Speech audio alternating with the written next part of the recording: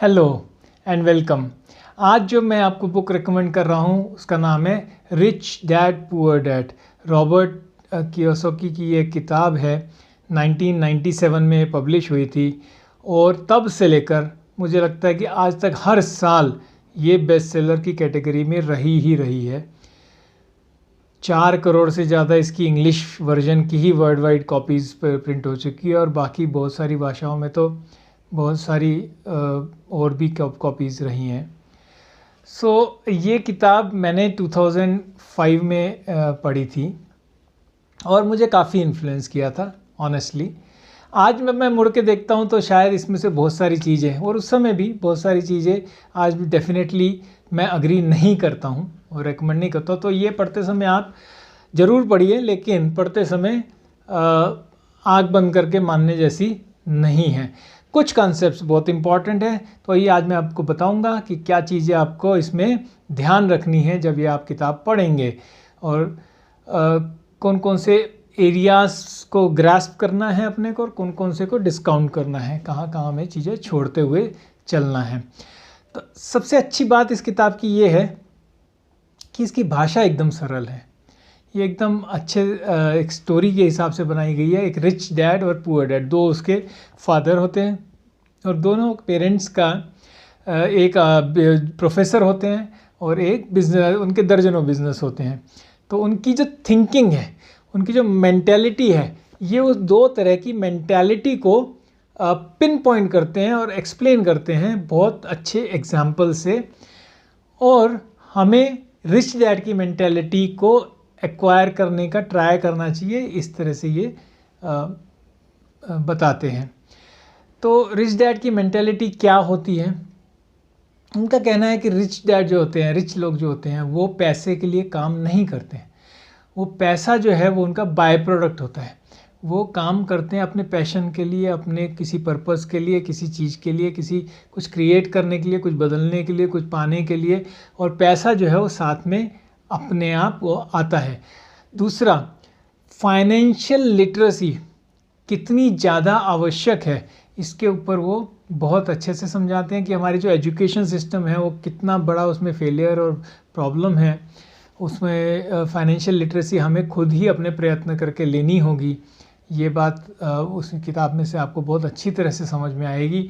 फिर कि कोई भी चीज़ है तो माइंड योर ओन बिजनेस, अपनी चीज़ों पे पूरा फोकस होकर ध्यान देना कितना ज़रूरी है और दूसरी चीज़ों को छोड़ देना कितना ज़रूरी है, ये उसमें एक इम्पॉर्टेंट है। फिर टैक्सेस कैसे काम करते हैं, कंपनीज़ के टैक्सेशन कैसे फ़ायदेमंद होते हैं, ये सब चीज़ें इसमें अच्छे से समझाई गई हैं।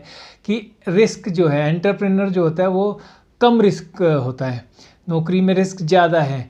ये एक बड़ा अलग कंसेप्ट आपको समझ में आएगा इसमें कि रिस्क बिजनेस में रिस्क कम होता है और नौकरी में रिस्क ज़्यादा होता है। ये अच्छी तरह से वो क्लियर करते हैं और सही भी है, मैं एग्री भी करता हूँ काफ़ी हद तक उसमें।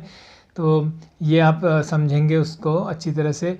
फिर इसमें असेट्स और लायबिलिटीज़ का जो डिफ्रेंशिएशन है, जो असेट की डेफिनेशन क्या है, ये नॉर्मल जो नॉन लॉजिकल आदमी समझता है उससे बिल्कुल अलग है और उससे भी मैं बहुत तकल्लुफ़ रखता हूँ, एग्री करता हूँ कि असेट्स जो है वो क्या होते हैं और लायबिलिटीज़ क्या होती हैं और असेट्स और लायबिलिटीज़ में क्या फ़र्क होता है। तो थोड़ा सा एक सेंटेंस में बता देता हूँ, बाकी आप डिटेल में पढ़ लीजिएगा।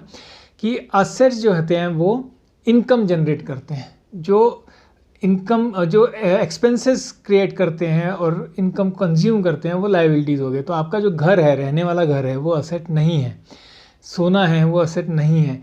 जो कार आप यूज़ करते हैं वो असेट हो भी सकता है और नहीं भी हो सकता है। ड्राइवर टैक्सी वाले के लिए असेट होगा लेकिन अपने लिए वो असेट नहीं है। इस तरह से ये असेट्स और लायबिलिटीज़ की बात करते हैं। और पैसा कैसे क्रिएट करते हैं, कैसे इन्वेंट करते हैं रिच, वो इसमें इन्होंने एक अच्छा इम्पोर्टेंट मैसेज दिया है, क्रिएट किया है। कि बस ये सब पॉइंट्स हैं जो बहुत अच्छे तरीके से समझाए गए हैं। मेरे ख्याल से मैंने सारी चीज़ें कवर कर ली। छोटी सी किताब है, कोई बहुत बड़ी किताब नहीं है। और कुछ चीज़ें हैं जो आप अपने आप ही समझेंगे कि स्पेशली कि ये सबसे बड़ा इसमें जो इशू है वो ये है कि ये इस तरीके से बताते हैं जैसे ये सच है, जबकि ये एक फ़िक्शन बुक है। अगर आप इसे फ़िक्शन बुक समझ के पढ़ेंगे, क्योंकि वो इस तरीके से बताते हैं जैसे एक्चुअली उनके 2 डैड है और एक्चुअली ये हुआ और एक्चुअली ये नहीं हुआ, ऐसा कुछ भी नहीं है। दूसरा, तो उससे क्या होता है कि ये थोड़ा सा फ्रॉड की कैटेगरी में आ जाते हैं। दूसरा, एक और इम्पॉर्टेंट मैं आपको मैसेज देना चाहता हूँ, मेरी तरफ से क्लियर करना चाहता हूँ कि इनके बहुत सारे सेमिनार्स और पर्सनल से वेबिनार्स और सेमिनार्स होते हैं। मैं बिल्कुल भी रेकमेंड नहीं करता हूँ उनको अटेंड करना, बिल्कुल उनको अटेंड ना करें। ये कंसेप्ट अपने आप में बहुत सुंदर है, लेकिन उसको काफ़ी लोग अपने उसके लिए यूज़ करते हैं और कई चीज़ें फ्रॉड और पॉन्जी और उस तरह की इसमें चलती हैं, तो आप उनसे बिल्कुल दूर रहें। ये एक ध्यान में रखने वाली बात है, इम्पॉर्टेंट बात है। तो मैं समझता हूँ कि इम्पॉर्टेंट सब पॉइंट्स इसमें क्लियर कवर किए हैं। बाकी आपको वो कंसेप्ट जो समझने हैं उसके लिए थोड़ा सा आपको वो जो 2-4 चैप्टर्स हैं उसके, वो ऑनलाइन भी मिल जाएगी आपको, उसमें आपको देखना चाहिए।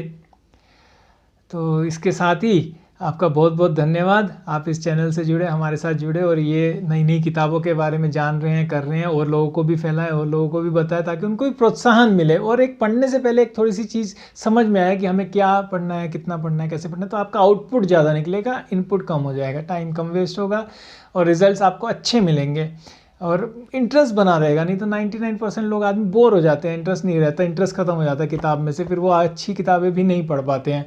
तो इसके लिए ये मैंने चैनल शुरू किया। आप इसे ज़्यादा से ज़्यादा फैलाएं, ज़्यादा से ज़्यादा शेयर करें, ज़्यादा से ज़्यादा लोगों को बताएं ताकि ये हो। ये टोटली फ्री है, इसमें कुछ भी हम मोनेटाइज अभी तक नहीं कर रहे हैं। और थैंक यू सो मच, धन्यवाद।